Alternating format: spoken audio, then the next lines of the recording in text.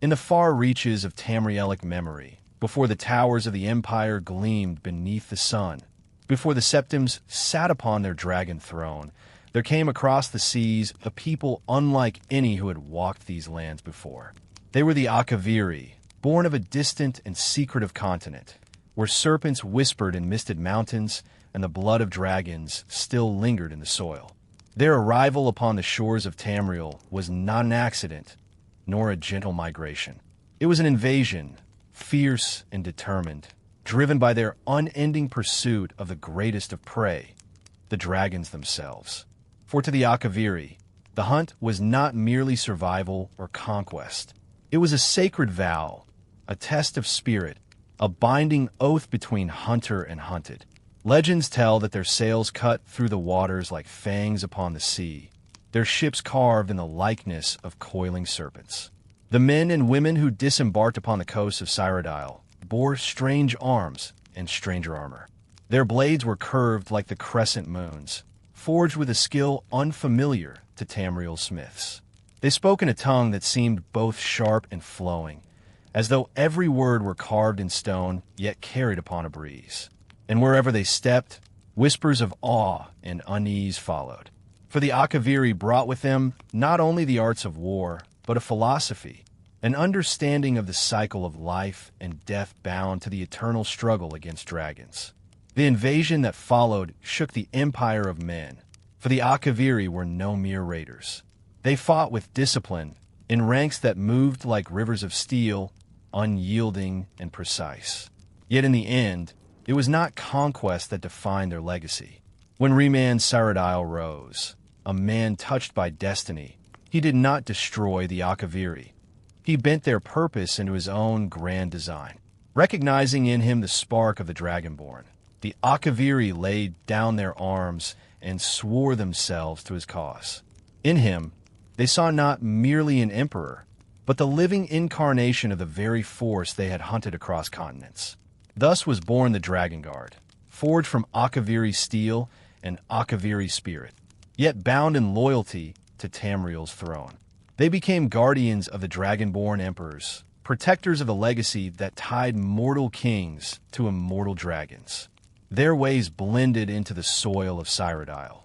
Their curved blades became symbols of honor, their oaths etched into the stone of imperial strongholds, their philosophies whispered in the training halls where young recruits learned that loyalty and patience outweighed brute strength.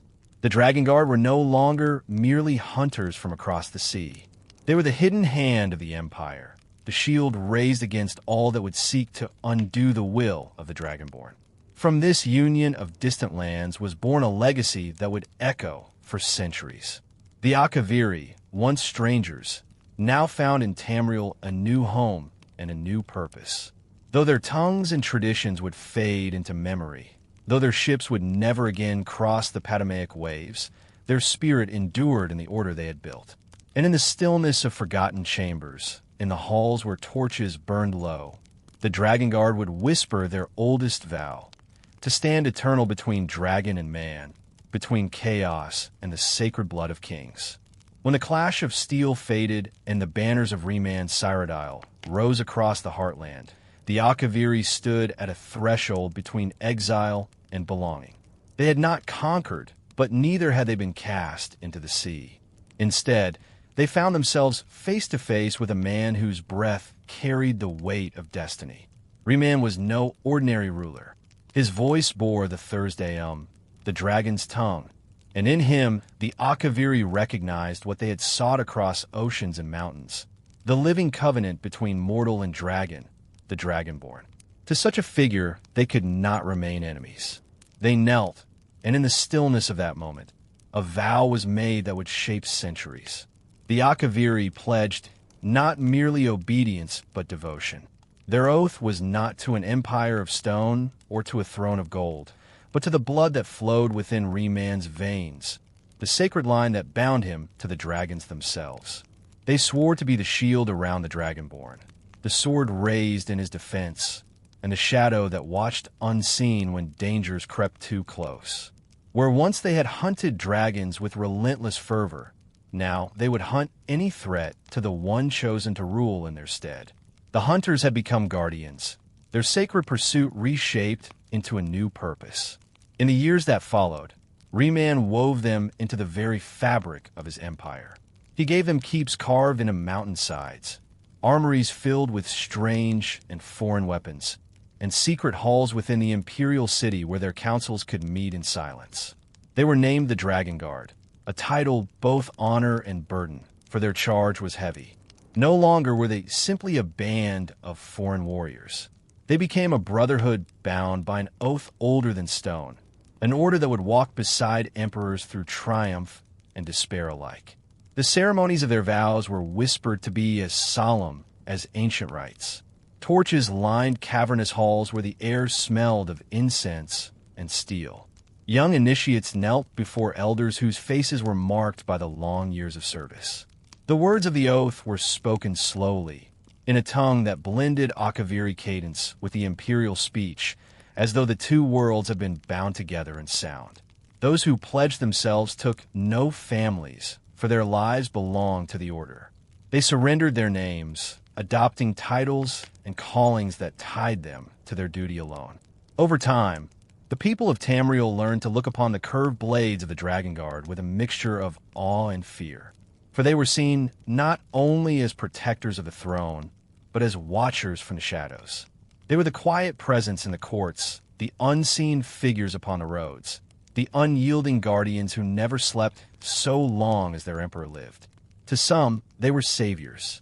To others, they were a reminder of a power that could not be easily challenged. Yet within the order, among the stone halls and whispered vows, there was little pride and no boasting. Their leaders reminded them always that they were but vessels of a greater purpose. They were not men and women in pursuit of glory. They were the living wall between chaos and stability, between the threats of the world and the sacred bloodline they had sworn to protect. For as long as the Dragonborn line endured, so too would their oaths remain unbroken. Thus the Dragon Guard became more than a remnant of Akaviri ambition. They became the first chapter in a story that would stretch across the ages. The birth of the Blades, the guardians whose rise and fall would echo through the long memory of Tamriel. The reign of Reman Cyrodiil was an age of unification, when the patchwork of provinces that had long resisted imperial rule began to bend beneath the weight of his vision. And in the quiet chambers of power, always near those seldom seen, stood the Dragon Guard, sworn Akaviri warriors transformed into guardians of an emperor's dream. Their loyalty was not a matter of politics or coin, but of sacred recognition. In Reman, they saw the living seal of destiny, the blood of the Dragonborn made flesh. And so they gave themselves utterly to his cause, becoming his shadow in war and his shield in peace. In the years following their oath, the Dragon Guard proved their worth on countless battlefields. Where Reman marched, they followed, their curved blades flashing in disciplined arcs, their strange armor glinting in the sun. They were not the largest of armies, nor the most numerous of factions, yet their precision was unmatched. Entire legions took heart when they saw the Dragon Guard stand at the Emperor's side, for it was whispered that no blade could touch him so long as his guardians yet drew breath. To challenge Reman was to challenge the oath of a people who had crossed oceans and sacrificed their very homeland for a vow they now held dearer than life itself. But their service was not confined to the clang of steel. In times of uneasy truce, the Dragon Guard became envoys and emissaries. Their Akaviri heritage, once feared as foreign and strange, became a symbol of imperial unity, proof that even those born beyond Tamriel's shores could be bound by loyalty to the Dragonborn. In marble halls where treaties were written and alliances forged, the sight of their curved swords at rest was a reminder that peace itself was guarded by the sharpest of edges. Reman himself, it is said, trusted them above all others. In the imperial city, he granted them chambers within White Gold Tower, so that his sleep would always be watched over by those who had sworn never to falter. When conspiracies whispered through the noble courts, it was the Dragon Guard who uncovered them. When emissaries from distant provinces arrived in Cyrodiil, it was often the Dragon Guard who listened, silent and still, for tones of deception. They became more than soldiers. They were confidants, spy masters, and unseen watchers, shaping the Empire as much in silence as in battle. Within their own ranks, discipline grew into tradition. The young were trained not merely to wield the sword, but to master patience and silence. A Dragon Guard learned to still the breath, to walk unseen, to blend into crowd and shadow alike. They studied the languages of Tamriel, the histories of its provinces, the mannerisms of its kings. For a guardian must know more than war.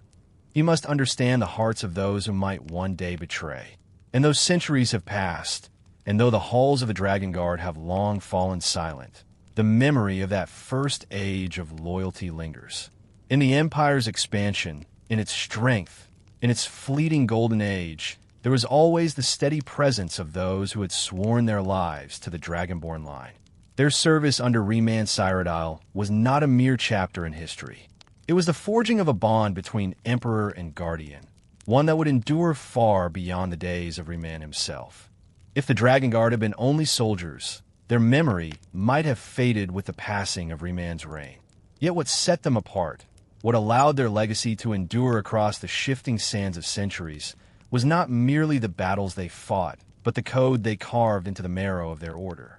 In darkened halls and candlelit chambers, far from the gaze of kings and courtiers, the Dragon Guard whispered to their initiates the laws of their kind, an oath of honor that would one day give birth to the Blades. At its heart was a single truth. Service to the Dragonborn was service to Tamriel itself. To protect the one touched by the dragon soul was to safeguard the balance of the world. Yet alongside this vow was another, more ancient, carried across the seas from Akaviri, the sacred duty of the dragon hunt. Though the dragons had long waned in Tamriel, their memory remained sharp in the minds of those who had once pursued them across misted mountain ranges and boundless skies. Thus, even as they swore loyalty to Remand and his heirs, the Dragon Guard preserved their ancient practices of study and preparation.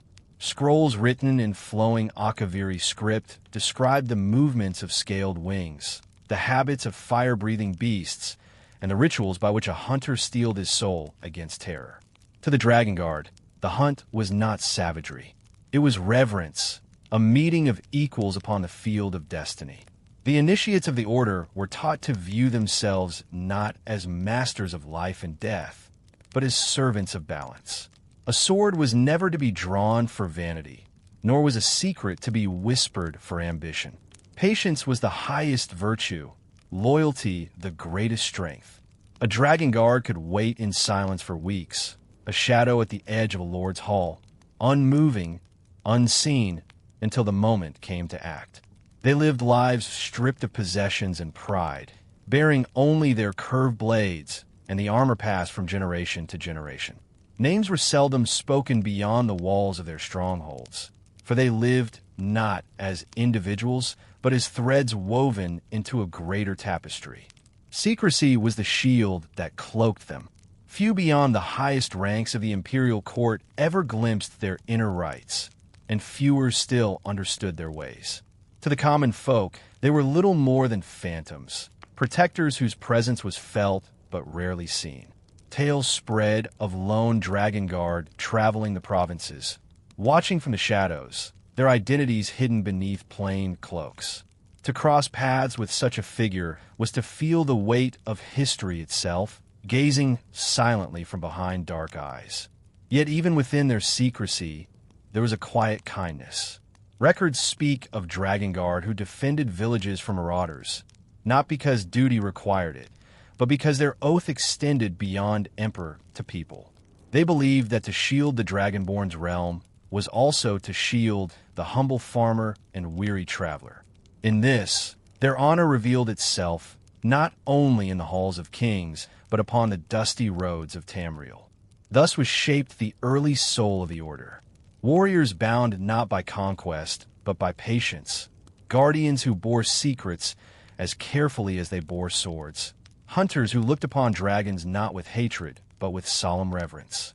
The Dragon Guard's code of honor was a living flame, carried from Akavir's shores into the heart of Tamriel. And though centuries would pass, and names would fade into dust, that flame endured, casting its light into every chapter that followed. As the years folded into decades, the Dragon Guard's role shifted quietly and almost imperceptibly into something far more complex than guardianship alone. No longer were they seen only as the Akaviri-born warriors who had stood beside Riemann in open battle. With the Emperor's throne secure and the provinces bound to his will, there were fewer foes to face upon fields of war. Yet power has many enemies, and not all of them carry swords. In the silence of candlelit corridors, in the guarded whispers exchanged behind gilded doors, the Dragon Guard discovered a new battlefield, one of secrets, shadows, and unseen daggers. Thus the Order began to cultivate another face, one that would later define them as the Blades. They became spies, messengers, and unseen judges of loyalty.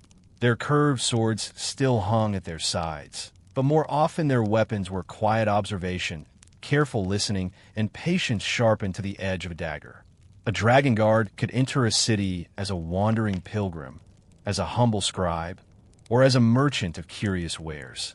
Few would ever know that behind the guise stood one of the Emperor's chosen, watching, listening, waiting. It was whispered in noble courts that no plot could flourish unseen, for the Dragon Guard's ears were everywhere. A careless word over wine, a letter penned in haste, a servant bribed with coin, all could find their way into the silent archives of the Order. To some, this was a comfort. To others, it was a cause for fear. For to live under the watch of the Dragon Guard was to live with the knowledge that secrets seldom remained hidden for long. Yet this was their purpose, to shield the Dragonborn not only from the thrust of steel, but from the slow poison of treachery. The Order began to refine its teachings accordingly. Initiates studied codes and ciphers, learning to craft messages so subtle that even their own comrades might take hours to unravel them. They practiced the art of memory, reciting entire passages of intelligence without need of parchment, so that no evidence might betray them if caught. They learned to walk among crowds unseen, to vanish into markets and taverns, to bear a dozen faces while revealing none. In this way, the Dragon Guard transformed from warriors into shadows, a living web that stretched across the Empire. Yet their oath remained unchanged. The secrecy, the deception, the endless gathering of whispers, all of it was bound to the same purpose that had carried them from Akavir's shores. To serve the Dragonborn was to serve Tamriel itself, and so they bore the weight of suspicion with quiet dignity. If nobles feared them, if common folk whispered of unseen watchers, it mattered little. For in the silence of their strongholds, the Dragon Guard reminded themselves that their honor did not rest upon the approval of others. It rested upon the unbroken bond of loyalty. Over time, this shadow work grew so essential that emperors came to depend upon it as much as their armies. The Dragon Guard could uncover a plot before the first dagger was drawn, silence a rebellion before the first banners were raised. They became the Empire's hidden hand, a presence not recorded in chronicles yet etched deeply into the survival of crowns. And though history often forgets the names of spies and whisperers, the quiet strength of the Dragon Guard endured, carried forward into the shaping of what would one day be known simply as the Blades. The Dragon Guard's transformation into spies and unseen agents brought with it a delicate question: to whom did their loyalty truly belong? Outwardly, their oaths were sworn to the Dragonborn emperors, to the sacred line that tied mortal rulers to the voice of dragons. Yet in practice, their gaze stretched beyond throne and palace walls. They had come to see themselves not only as guardians of man, but as guardians of an empire and of the countless souls who dwelled within its borders. This dual devotion, both to crown and to people, shaped the Order into something more complex than even Riemann himself might have foreseen. For to serve the Emperor alone was simple: protect his life, silence his foes, and preserve his reign. But to serve the people as well meant walking a road paved with paradox. There were times when the will of the throne clashed with the needs of the provinces. Emperors, even Dragonborn, were not free from error or ambition. They could demand taxes that bled villages dry, wage wars that left fields barren, or forge alliances that favored one province while slighting another. In such moments, the Dragonguard faced choices that could not be solved by steel alone. Was their oath to shield the Emperor's desires, or to safeguard the greater harmony of Tamriel? Whispers from forgotten records suggest that within the hidden halls of the Dragonguard, debates often rose around this question. Senior captains reminded their initiates that loyalty to the Dragonborn was absolute, for he bore the soul of a dragon, and his rule was more than mortal decree. Yet others, more cautious, spoke of balance, that the Dragonborn's strength was not his alone, but drawn from the people he governed. To protect one, while forsaking the other, would unravel the Order's purpose. And so a philosophy grew within their ranks, that true service meant guarding both Emperor and realm, for the two were bound as body and spirit. In practice, this meant the Dragonguard sometimes acted as unseen mediators. A corrupt official might find his schemes quietly undone before they reached the Emperor's ears.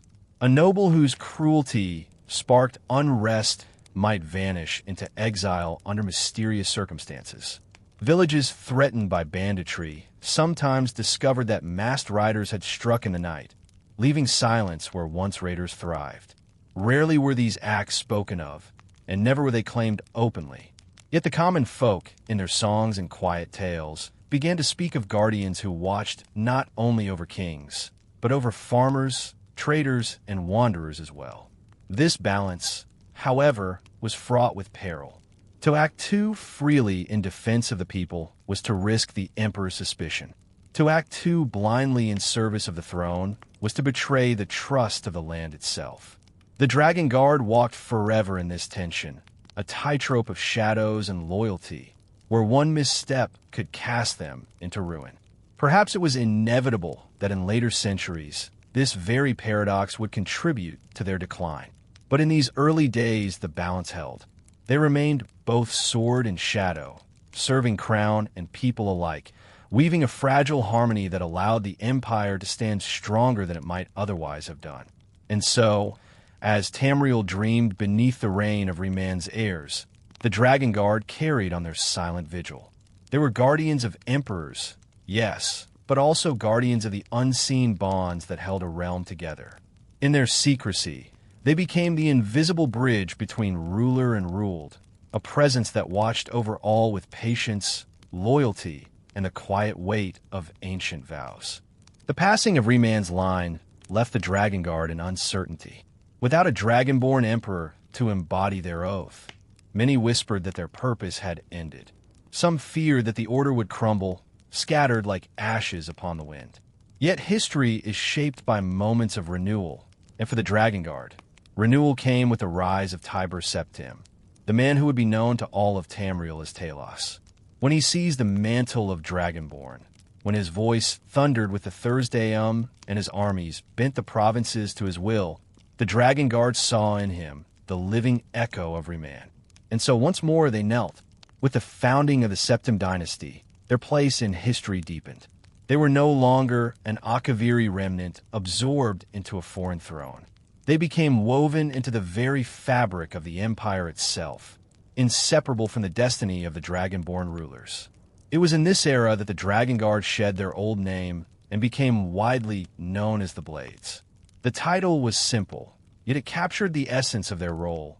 Sharp, silent, loyal, ever ready to defend the sacred bloodline of kings. The Septim emperors elevated the Blades to a prominence greater than any they had known before. No longer were they hidden shadows at the edge of power. They were granted keeps across Tamriel, fortresses carved into mountains, strongholds nestled in forests, sanctuaries raised upon the ruins of older empires. These citadels became both training halls and archives, filled with scrolls of lore, relics of Akaviri craft, and records of every threat to the throne. In each, Young recruits were shaped into warriors and watchers, schooled in the dual path of sword and secrecy. At court, the blades stood as symbols of imperial strength. Their curved katanas gleamed in the light of white gold tower, their armor polished to brilliance. Nobles bowed when they passed, for to offend a blade was to risk imperial disfavor. Yet even in splendor, their discipline remained austere. They accepted no gifts, claimed no lands, and spoke little of themselves. They carried their dignity not in wealth or title, but in silence and vigilance. And beyond the palace walls, their influence spread further still. As emissaries, they negotiated with kings and jarls. As spies, they mapped the hidden currents of political intrigue. As guardians, they stood beside generals in battle. Their presence a sign that the emperor himself had not forgotten the field. In all these roles, their identity remained anchored to one truth. They were the hands and eyes of the Dragonborn. For the people of Tamriel, the age of the Septims was an age of expansion, ambition, and unity. And for the Blades, it was the zenith of their power. They were no longer foreigners in a strange land, no longer phantoms whispered of in secrecy. They had become a living symbol of the empire itself, as enduring as the white gold tower, as sharp as the steel they bore. Their rise mirrored the rise of Septim's dynasty, brilliant, far-reaching, and seemingly eternal. The Septim dynasty's ascent was not only a tale of armies marching and banners raised, but of foundations laid in stone, hidden away from the eyes of common folk. For as the Blades rose alongside the glory of Tiber Septim, their order was granted more than honor and reputation. They were granted places in which to root themselves, strongholds where their traditions could endure across the centuries. These sanctuaries scattered across Tamriel became the lifeblood of the order, homes, fortresses, archives, and shrines all at once. Some were carved high into mountain cliffs, their entrances disguised among jagged ridges where only hawks dared to circle. Others lay deep within forests, cloaked by moss and ivy, their halls cool and silent, as if the trees themselves guarded their secrets. There were keeps built upon old ruins, ancient foundations repurposed and reforged to carry the Blade's watchful presence into new ages. To the people of Tamriel, many of these places were little more than legends, spoken of in hushed tones, glimpsed only when a Blade chose to reveal them. But to the Order, they were sanctuaries of memory, where their history was preserved even as empires rose and fell. Within these hidden halls, young recruits were shaped into Blades. They trained in the arts of sword and silence, their days filled with ritual and discipline. Candles burned low in chambers lined with scrolls, where initiates studied both the philosophy of Akaviri and the histories of Tamriel. In courtyards open to the sky, they practiced the flowing strikes of the katana, their movements blending elegance with precision. Each lesson was more than a drill. It was a prayer, an offering to the oath that bound them to the Dragonborn. For in the Blade's mind, every act of discipline was itself an act of devotion. The sanctuaries were also archives, where lore was gathered and preserved. Records of dragon sightings, old prophecies, the movements of rival factions, and the private thoughts of emperors were all carefully stored away. Scrolls of Akaviri calligraphy lay beside imperial decrees, their scripts side by side, as if symbolizing the union of two worlds. To step into the libraries of the Blades was to step into a chamber of memory, where centuries whispered through parchment and ink. These records were not kept for idle curiosity.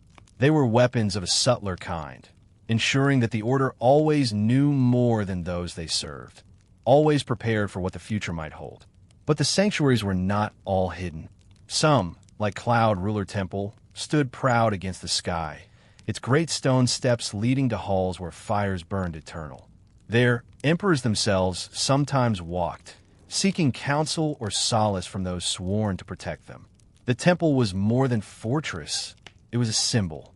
Its walls were a reminder that the Blades were not shadows only, but also guardians in the light, bound openly to the Dragonborn line.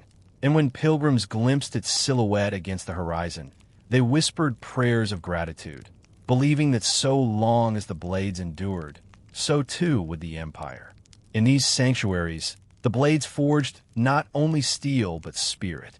Each hall, each hidden keep, each stone laid upon another was part of a vast web that tied Tamriel together in silence and vigilance. And those centuries would bring decline and ruin, though many of these halls would one day fall to dust. In the zenith of their power they stood eternal, breathing with the quiet strength of oaths unbroken. With the Septim dynasty secure upon the throne, Tamriel entered a season of rare stability. Armies that once clashed upon scorched fields now marched less often, and banners that once rose in defiance were lowered in uneasy peace. For the blades, whose lives had been forged in war, this quiet brought both relief and uncertainty. Their curved swords remained sharp, their sanctuaries vigilant, but the foes they had long trained to face grew scarce. The Age of Dragons had long faded into memory, and with the provinces bound by imperial law, there seemed little left to guard against. In these centuries of calm, the blades turned inward. They became scholars as much as sentinels, guardians of knowledge as well as of thrones. In their mountain halls and hidden fortresses, they studied not only the arts of war, but the mysteries of the world. Scrolls of Akaviri wisdom were translated into the imperial tongue, their once foreign cadence softened into the rhythms of Cyrodiil. Young initiates copied these texts by candlelight, their ink-stained fingers tracing the patterns of a heritage that had traveled across oceans. In doing so, the blades ensured that their origins would not be forgotten, even as generations passed. Discipline remained the rhythm of their days. At dawn, initiates trained with sword and bow, their breath misting in the chill air of high courtyards. At midday, they debated philosophy and lore, guided by elder blades who spoke with patient voices. At dusk, they walked the halls in silence, torches flickering upon walls carved with oaths of loyalty.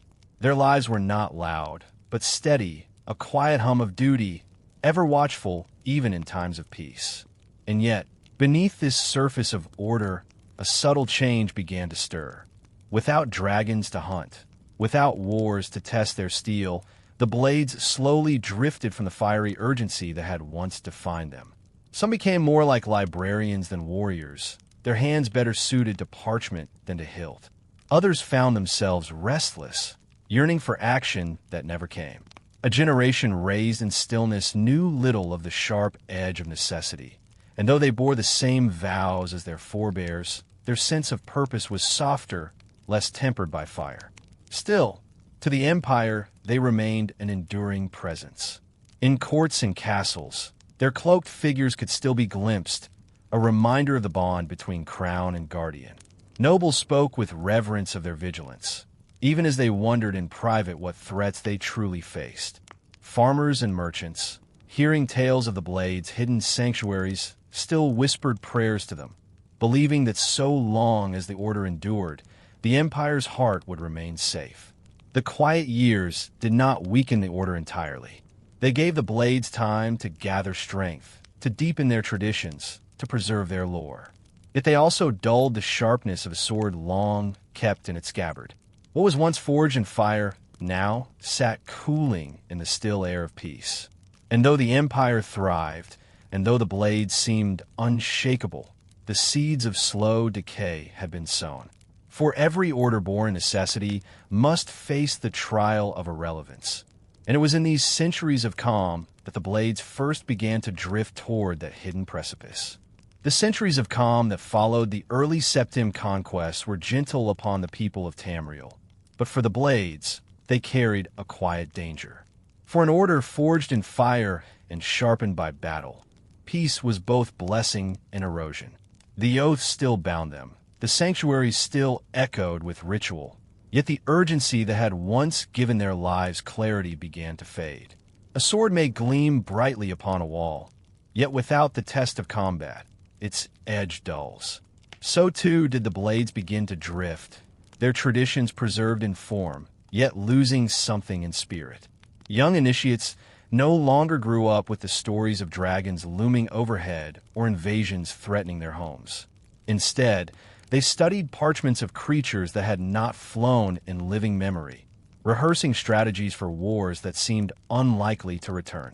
Their discipline remained, but their sense of necessity weakened.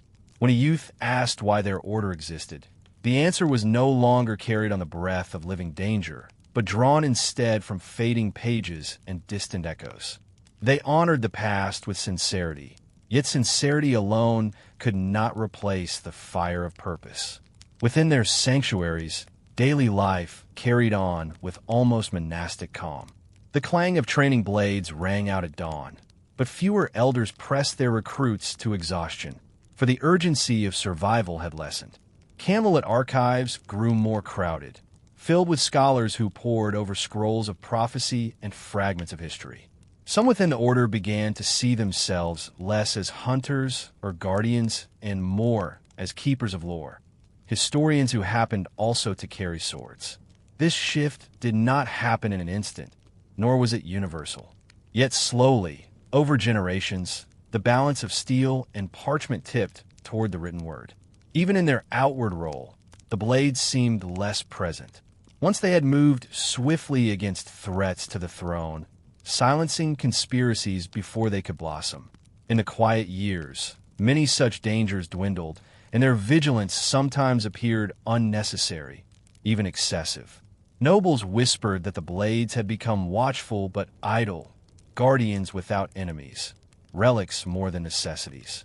A few even dared to question whether the great expense of maintaining their sanctuaries was still required. Yet the emperors, bound by tradition and wary of severing such an ancient bond, kept them close. Among the blades themselves, this change bred unease. Veterans who remembered harsher days muttered that the younger generation was softer, less hardened, more inclined to debate philosophy than to sharpen steel.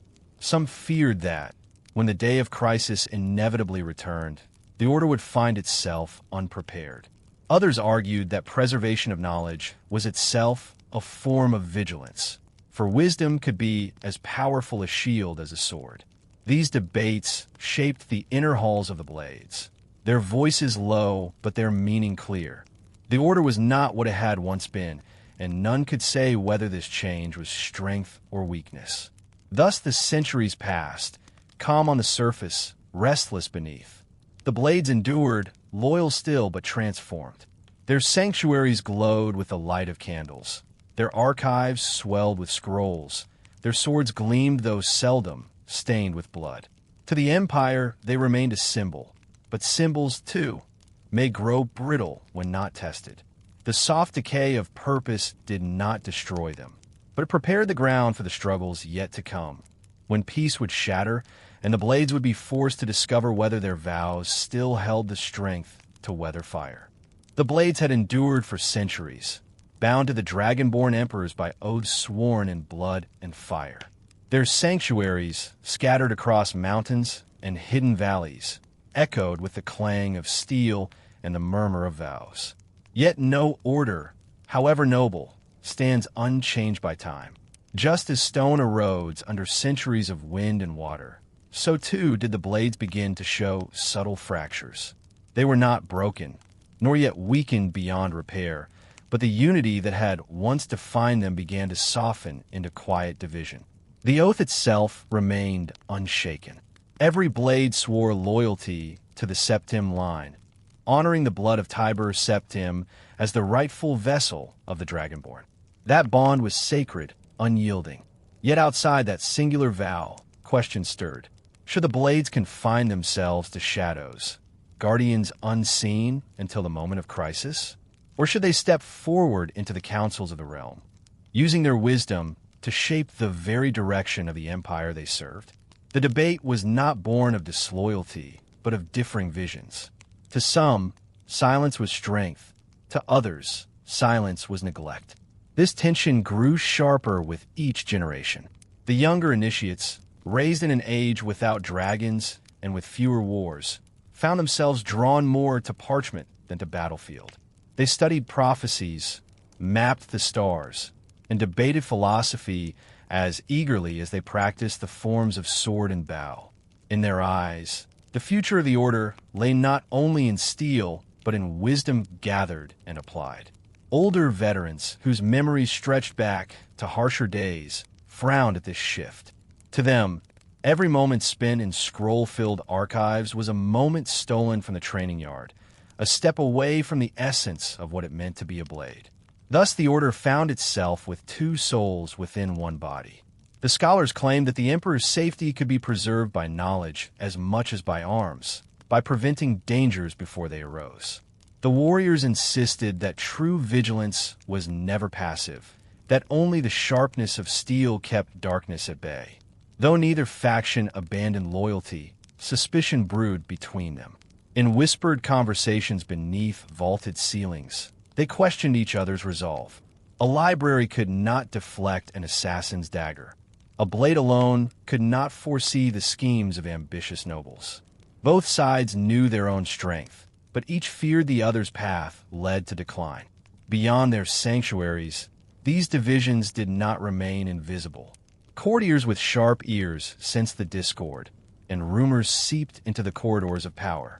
Whispers claimed the blades no longer spoke as one, that commanders in different regions followed differing philosophies.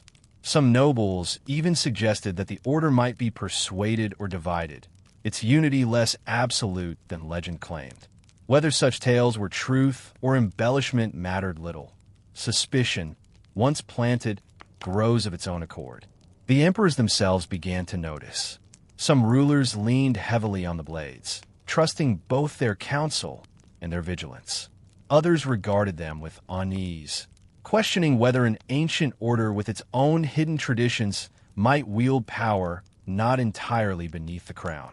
Once the blades had been seen as extensions of the Dragonborn's will. Now, in the quiet of uncertain councils, they were sometimes spoken of as a parallel force. Loyal, yes, but independent in ways that could not be entirely controlled. Inside their halls, these doubts pressed heavily upon the order.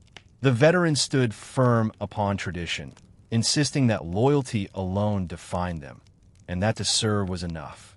Reformers countered that survival required growth, and that an order unwilling to change would eventually falter.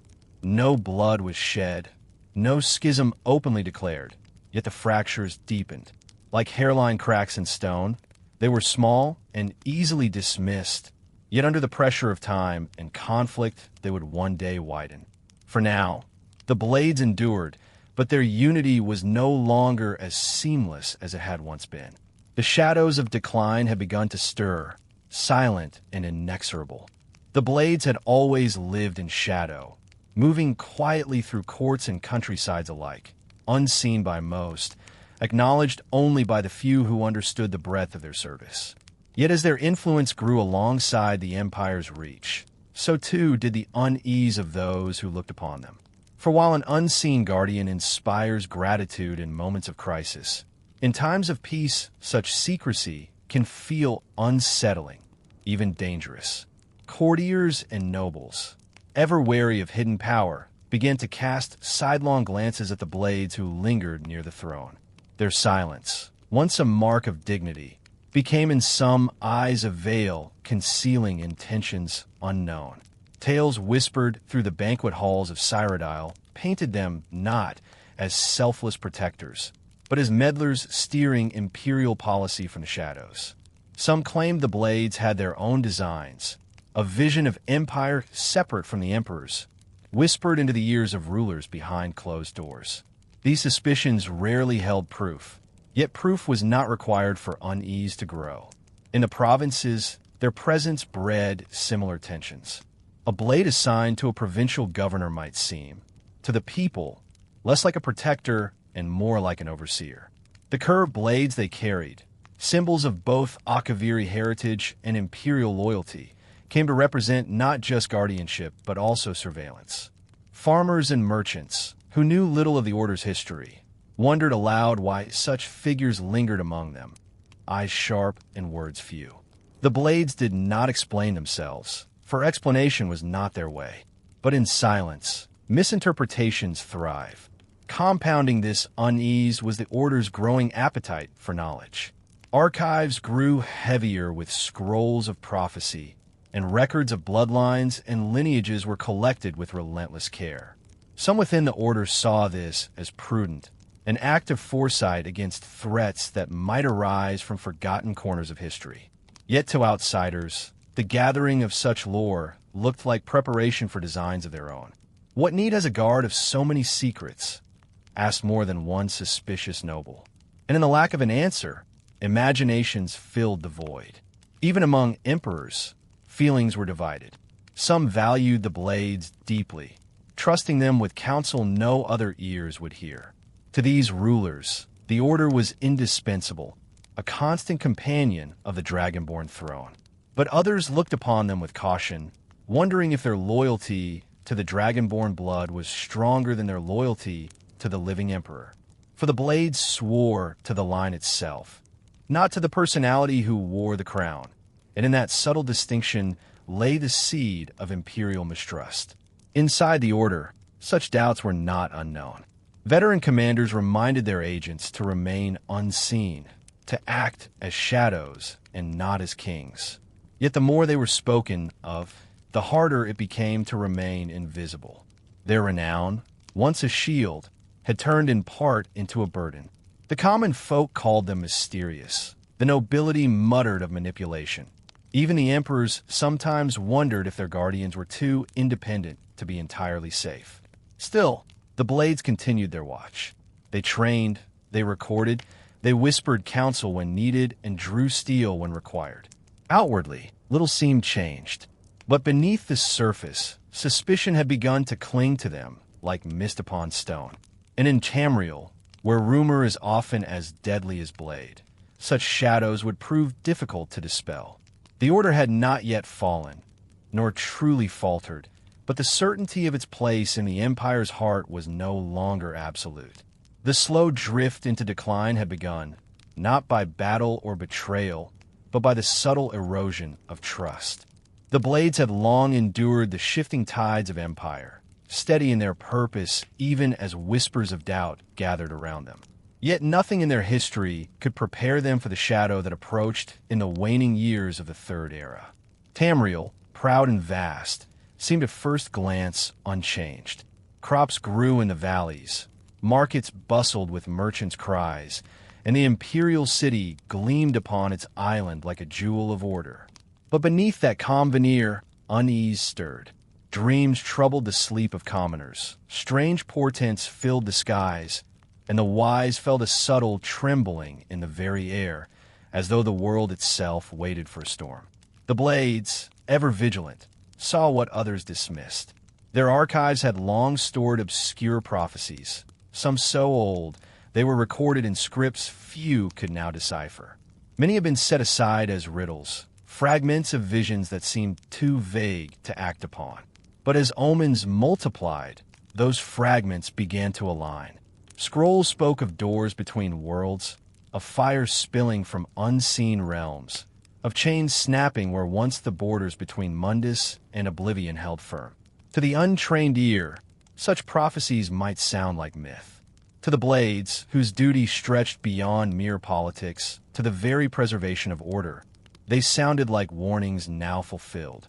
Within Cloud Ruler Temple, torches flickered against stone walls as commanders debated into the small hours of the night. Some argued for restraint, for gathering more knowledge before sounding alarm. Others pressed for action, insisting that hesitation would only invite disaster. Their voices rose and fell in the cold mountain air, yet no consensus fully silenced the others. The Order was united in loyalty, but divided in vision. That fracture, once subtle, became sharper under the weight of looming danger. Beyond their halls, the signs multiplied. Beasts grew restless in forests and fields, while shepherds swore that wolves stared too long at horizons that burned crimson at dusk. Priests in Cyrodiil dreamed of fire and ash, waking with voices hoarse from cries they could not remember. Astrologers, peering into the night sky, whispered of patterns unbroken since the dawn of history, now shifting in subtle ways. And among the common folk, rumors thickened like mist, of strange lights flickering upon ruined fortresses, of travelers vanishing upon lonely roads, of dreams that lingered long after waking. The Emperor, Uriel Septim VII, relied more heavily than ever upon his sworn guardians. He knew the loyalty of the Blades was beyond question, and he listened to their warnings with grave attention. Yet even he could not grasp the enormity of the threat about to descend. In the imperial court, where suspicion of the Blades never fully vanished, some nobles scoffed at their caution.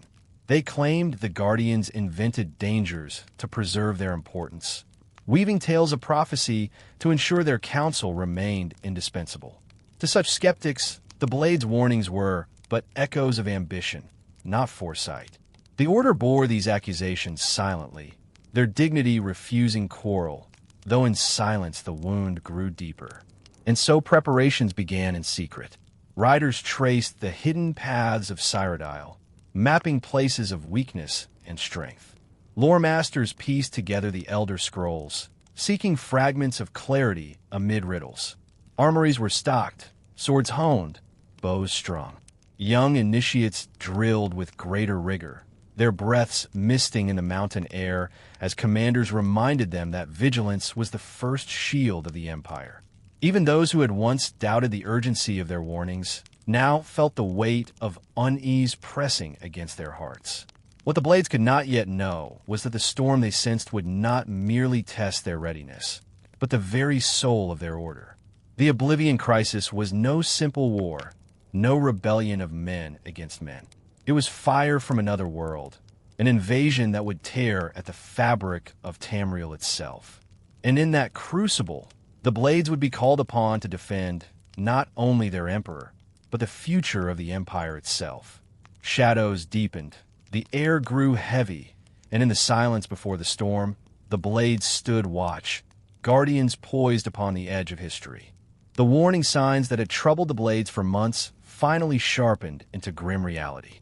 Across Cyrodiil and beyond, the air itself began to tremble, as though unseen hands pressed against the fabric of the world. Then, in lonely valleys and upon city roads, the veil between realms tore. With a sound like thunder mixed with a scream, the first gates to oblivion opened. To those who witnessed them, the sight could never be forgotten. Towers of fire and stone rose beyond the rift, stretching toward a blood-red sky. The ground quaked as the barrier between Tamriel and Maroon's Dagon's realm shattered.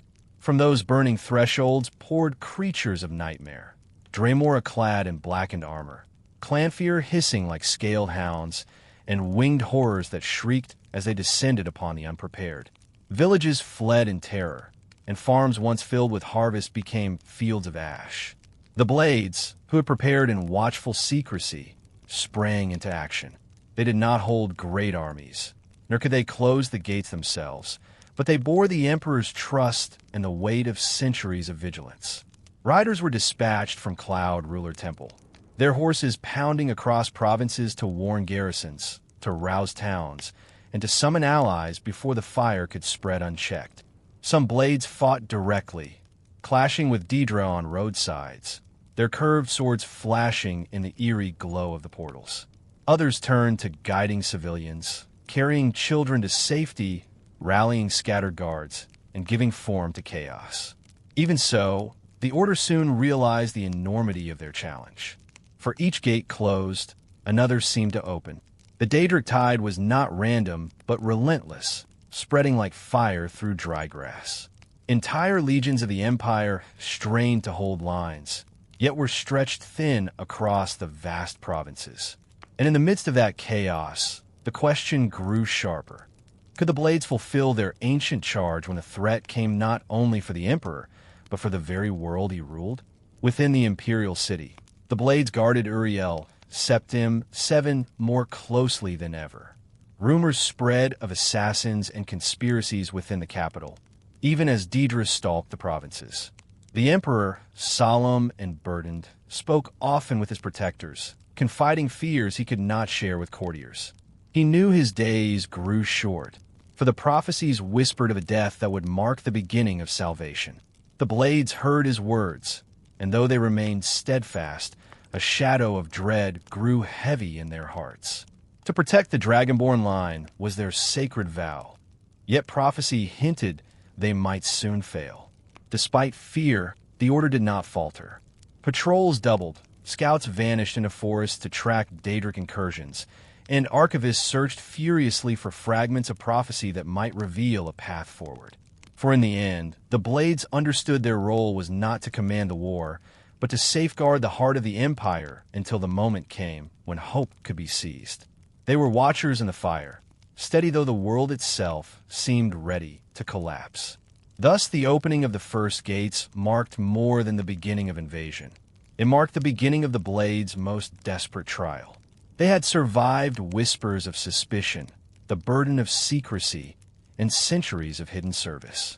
But now, as Tamriel burned beneath crimson skies, their loyalty would be tested in fire. The world had changed, and with it, so too would the fate of the legendary Blades. The Oblivion Crisis had only begun its fiery march when the blow most devastating to the Blades struck not from Daedric hordes, but from shadows within the heart of the Empire itself.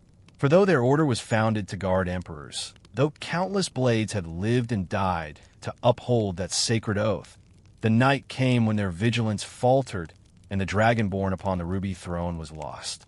Uriel Septim VII was no ordinary monarch. His reign had endured trials of politics, rebellion, and intrigue, yet he remained a figure of dignity and resolve. To the common folk, he was the face of stability. To the Blades, he was the embodiment of their charge. And yet, as prophecy had long whispered, his life would end not upon the battlefield, but within stone halls meant to be the safest in all Tamriel. The assassins who struck him did not come with banners or open defiance. They moved like phantoms, guided by a dark conspiracy whose tendrils reached into corners none had thought to search.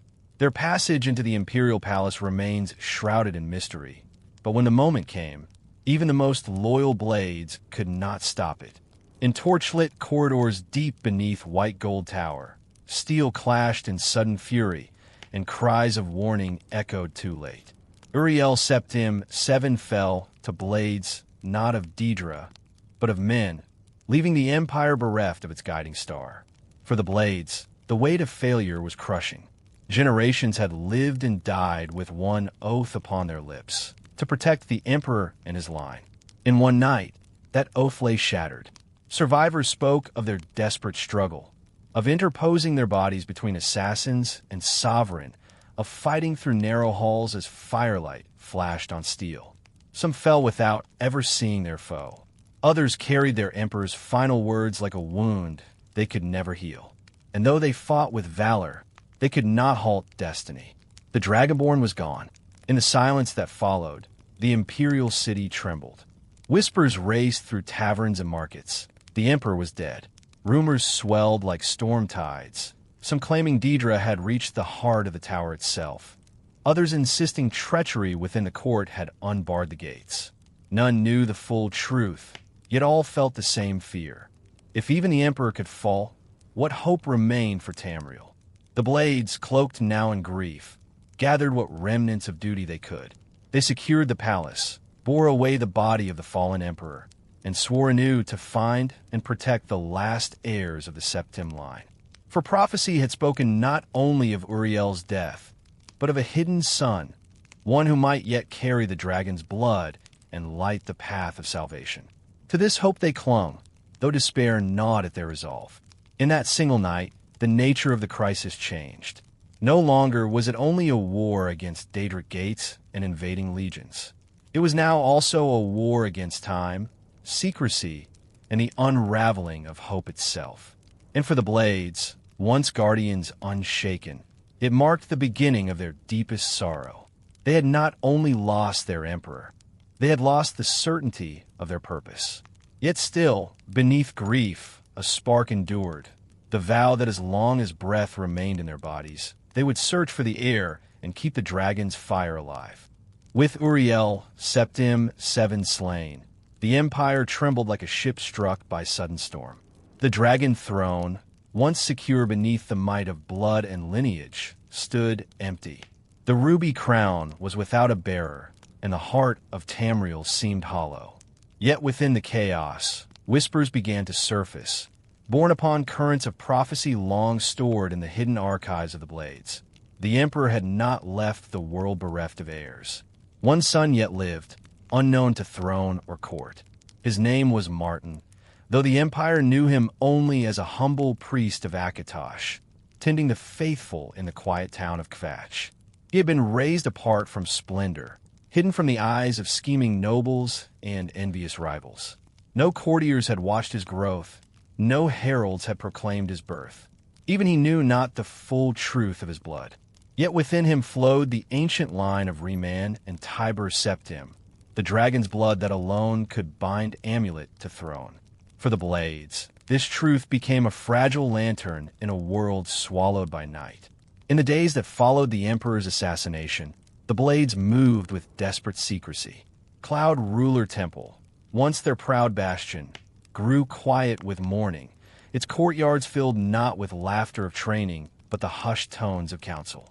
Commanders debated the course ahead, whether to shield the throne in the capital or to scatter across the provinces in search of the hidden heir. In the end, duty decided for them. To preserve the line of Septim was not merely a command, but the marrow of their purpose. They would find Martin, protect him, and guide him to his destiny, no matter the cost. The search was perilous, for Daedric gates now marred the land. Villages burned under skies of fire, and travelers vanished into rifts of stone and flame. Blades moved in shadows, cloaks drawn tight, their eyes scanning both horizon and alleyway. Every rider who left the temple knew that death might follow close behind. Some never returned, their fates swallowed by the spreading crisis. Yet still they went, for without the heir, all was lost. At last, word reached them. A priest in Kvatch had survived when the city fell to fire. Kvatch had been among the first to suffer the full fury of a Daedric gate, its towers crumbling under the assault of Clanfear and Flame Atronax. Many perished in that inferno, yet rumor told of a survivor whose calm faith endured amidst ruin. The Blades listened, and in that tale they heard more than coincidence. They heard the echo of prophecy fulfilled. Guided by fragments of fate, they prepared to seek him out. In their hearts burned both hope and sorrow. Hope that Martin would embrace his destiny, sorrow that he must bear such a weight. For they knew the crown he had never worn would not come as glory, but as burden. The world awaited salvation from a man who had never sought it, and the Blades would be his shield upon that path. Thus their purpose, once fractured by grief, began to mend. They had failed their emperor, yet they had not failed the line. In the embers of despair, the Blades clutched a final vow, that Martin Septim, last of the dragon's blood, would not stand alone. When at last the Blades found Martin Septim, it was not in halls of marble or under banners of gold, but amid the ruin of a city broken by fire. Kvatch lay in ashes, its spires reduced to jagged stone, its streets haunted by cries of those who had perished when the Daedric gate yawned wide above its walls. Among that wreckage, Martin had tended the survivors, a priest whose calm faith endured even as the world collapsed. He did not look like a king. He carried no crown, no sword, no regal bearing. Yet within his blood flowed the fire of the Dragonborn, a truth older than the Empire itself. To him the Blades revealed what had been hidden. They spoke of Uriel Septim's death, of the amulet of kings stolen by shadowed hands, of the prophecy that only a true heir could light the dragon fires and bar the path of oblivion. At first, Martin resisted. He was no warrior, he said, nor did he seek the weight of rule. His life had been one of prayer, of quiet counsel to the faithful, not of thrones or empires. Yet prophecy is not a thing that bends to will, and in time he accepted what must be. The blood within him could not be denied. The Blades, still wounded by grief, placed their hopes upon him. To them, Martin was more than a lost son revealed. He was redemption. Through him, perhaps, they might atone for the failure that had cost them Uriel Septim 7. Their order had been founded to preserve the Dragonborn line, and though they had faltered, the line yet endured. Each blade who knelt before Martin swore anew the oath that bound them, to guard the Emperor with their lives, to place his safety above all else, and to ensure that the fire of Akatosh did not fade. Their journey together was fraught with peril. Daedric forces, sensing the rise of hope, grew ever more relentless. Claws and fire hounded their steps, yet the blades moved as shadows about Martin, their curved swords gleaming when enemies struck, their bodies forming a living wall against the tide. In lonely mountain passes, in ruined chapels, in the twisting paths of war, they stood firm. To Martin, who had never known such guardianship, their devotion was both humbling and heavy. He saw in their eyes not merely loyalty, but desperation, the weight of a people clinging to his survival as to the last breath of dawn. In those days, the blades ceased to be mere agents of an empire. They became companions upon a sacred road, guides for a reluctant heir who must step from cloister into legend. Around campfires beneath darkened skies, they spoke softly of the Septim line, of emperors crowned and fallen, of battles fought and kingdoms forged. Martin listened in silence, the priest within him troubled, the heir within him awakening. The bond between heir and guardians deepened, forged not by ceremony, but by shared peril and whispered vows. Thus began the final chapter of the Blade's ancient duty. In Martin's Septim, they saw both the hope of Tamriel and the fragile remnant of their own purpose. They would lead him to the Dragon fires or die upon the road. For in his survival lay the survival of all, and in his acceptance of destiny lay the meaning of their centuries of service. As the days of the Oblivion crisis unfolded, the Blades walked ever more precarious paths. The Empire's provinces burned with chaos, each day bringing tidings of new gates opening, of towns falling into ruin, of soldiers vanishing within realms of flame. Yet amid this storm of terror, the guardians of Martin Septim pressed on, carrying with them not only their swords, but the fragile spark of hope that the world depended upon. For Martin, the transformation was heavy. Once a priest of Akatosh, his prayers spoken in quiet chapels, he now bore the mantle of heir to a crumbling throne. At times, he doubted. He would look upon the destruction wrought by Maroon's Dagon's servants and whisper that no man could mend such wounds. The Blades answered him not with grand speeches, but with steadfast presence. Their loyalty became a language beyond words. The watchful eyes keeping vigil as he slept, the armor battered from countless skirmishes fought in his defense, the silent readiness of warriors who knew their lives belonged first to him. Cloud Ruler Temple, high in the Gerald Mountains, became their refuge. Within its frost-crowned walls, the fires of duty burned against the cold. It was there that Martin was given space to study the mysteries of the Amulet of Kings, to seek wisdom in ancient tomes, to prepare himself for the destiny thrust upon him.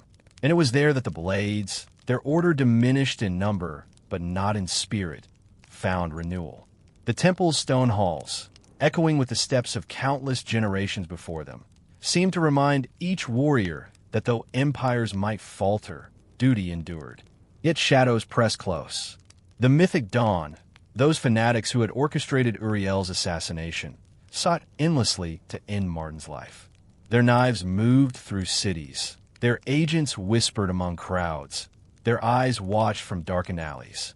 The Blades became hunters as well as protectors, rooting out cult cells, intercepting assassins, and burning heretical writings where they found them. Each victory was small, but each was a thread woven into the greater tapestry of survival. Through it all, Martin's own nature began to reveal itself. Though untrained as a warrior, his resolve grew like tempered steel. He spoke with the voice of both priest and heir, comforting the fearful while urging his guardians onward. The Blades, hardened by years of battle, found themselves inspired by his humility. To serve him was not mere duty, but something deeper, the sense that they were shaping the destiny of Tamriel itself. Still, they knew the path ahead would demand more than loyalty. The Amulet of Kings was lost, the Dragon fires extinguished, and the barriers between worlds weakening with every day. Each new gate was a wound in the flesh of Mundus, and the blades feared that their swords alone could not turn the tide. Yet in Martin's presence, they felt a strange calm, as though Akatosh himself watched over their struggle. Thus the blades endured, standing between despair and hope, their cloaks heavy with snow, their hearts heavy with memory. They had failed to save an emperor, but they would not fail to protect his son. And so they walked beside Martin Septim, through shadows thickening across the land, resolved to see him fulfill the destiny that only he could bear.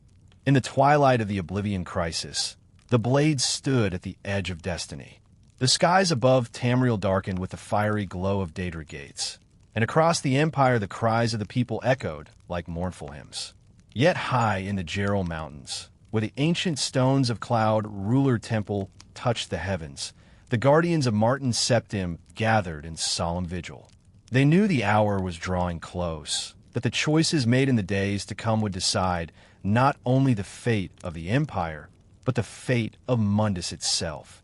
Each blade felt the weight of history pressing upon their shoulders. 4 generations they had sworn the same vow, to guard the Dragonborn with life and steel. Many had believed such an oath to be eternal, a thread unbroken across centuries. Now that thread had frayed to its final strands. The order was diminished, its numbers few, its halls filled more with memory than with laughter. But those who remained carried within them a fire no storm could quench. They would see their duty through, even if it meant their end. Martin Septim himself grew ever more resolved. Those shadows of doubt still touched his gaze. In the quiet hours, he walked the temple's frost-laden battlements, speaking softly with those sworn to him. He asked not for obedience, but for counsel, listening to the fears and hopes of the men and women who shielded his life. To the blades, this humility was both balm and burden. They saw in him a leader who cared not for thrones or crowns, but for souls. And because he cared, they loved him more fiercely, swore to guard him not merely as emperor, but as brother. The nights were long, filled with the howling of mountain winds and the glow of distant fires upon the horizon. Yet within the temple, the blades' training yards once more rang with steel. Old warriors sharpened their swords with renewed fervor, while younger initiates practiced with desperate focus, knowing each lesson might be their last. They whispered to one another tales of emperors past, of Tiber Septim's conquests, of Reman's glory, of the countless heroes who had borne the dragon's blood. In these stories they found strength, as though the spirits of the Septims themselves watched over their final vigil. But they were not blind to the dangers. Reports reached them daily of provinces in ruin. The imperial city itself stood on the brink, besieged not by armies of flesh and steel, but by horrors drawn from realms beyond comprehension. And through it all, the blades understood the truth. The time of swords and soldiers alone was ending.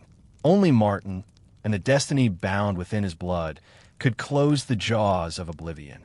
Their role, sacred though it was, had narrowed to one simple purpose: keep him alive until the final moment, whatever the cost. Thus they swore a last oath, whispered not in crowded halls, but in the quiet of their own hearts. They would stand with Martin Septim until the end, through fire, through darkness, through the breaking of the world itself. And if the Order of the Blades perished in that cause, then so be it. For their duty was not to their own survival, but to the survival of Tamriel. The last march of the Blades led them into the heart of the imperial city, where the air itself quivered beneath the weight of catastrophe. The sky burned red with the fury of oblivion, and towers once gleaming in white stone trembled as great gates yawned open, spilling forth horrors of flame and claw. Amid that chaos strode Martin Septim, cloaked not in regal armor, but in the quiet certainty of sacrifice. At his side the blades formed a living shield, their numbers few, yet their resolve unshaken. Every step they took rang with the echo of centuries of duty, a vow now tested in its final hour. Through streets filled with terror they fought, their curved swords flashing against Daedric beasts. Citizens fled in panic, their cries drowned by the roar of Dagon's coming. Yet the blades pressed on, carving a path for Martin toward the Temple of the One. They knew the temple was no mere destination. It was the heart of Tamriel's covenant with the Dragon fires, the place where hope might yet be reborn. Each blade who fell along that path did so with the knowledge that their death purchased another breath for their emperor. At last, the survivors reached the temple gates, only to behold a sight of dread beyond imagining. Maroon's Dagon himself, vast as a mountain, had stepped in a mundus, his form blotting out the sun. The Daedric prince towered over the white gold tower, his hands like molten stone, his eyes twin furnaces of annihilation. Against such power, no sword could avail, no shield endure. Even the bravest of the blades knew in that instant that their order, their oaths, and their lives could not withstand the Prince of Destruction. And yet they did not falter. They formed a circle about Martin, holding fast as the temple doors shook beneath the thunder of Dagon's arrival. Their blades rose, not in hope of victory, but in defiance, a final declaration that their lives would end in service, not in retreat. And then, before their eyes, Martin stepped beyond them. He turned to his guardians with a gaze serene and resolute. In his eyes they saw not fear, but acceptance and a glimmer of something greater, the fire of Akatosh awakening within mortal flesh. With a final word of gratitude, Martin entered the Temple of the One. The blades held the line outside, their struggle a desperate stand against the tide, while within those hallowed walls destiny reached its summit. A sound like thunder split the heavens as Martin shed his mortal form, merging with the divine essence of Akatosh himself. From the temple erupted a dragon of fire and light, whose wings blotted out the storm and whose roar shook the realms. The dragon god met Dagon in furious battle, and in that clash the fate of Tamriel was sealed. When the light at last dimmed, Dagon was banished, the gates of oblivion closed, and Martin Septim no more.